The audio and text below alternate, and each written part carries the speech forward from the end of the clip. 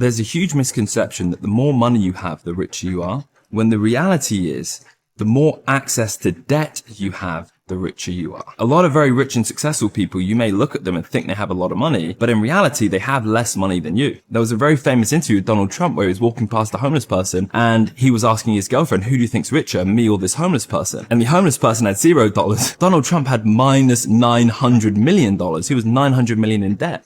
So technically speaking, he was in a much worse off position, but he wasn't, because his access to debt is what made him rich, right? And that's what happens for most wealthy people, because what debt is to the wealthy is debt is self-liquidating. They tie debts to assets, and those assets will make more money than the cost of the debt. No matter how far you are in the hole, if a bank, if any lender has confidence in you to lend you money because they know that you have a track record of tying their debt to an asset, you're going to be lent money left, right, and center. And in fact, you can never be broke. So for the average person, what we can do to use debt in a smart way, just like the rich do, is very simple.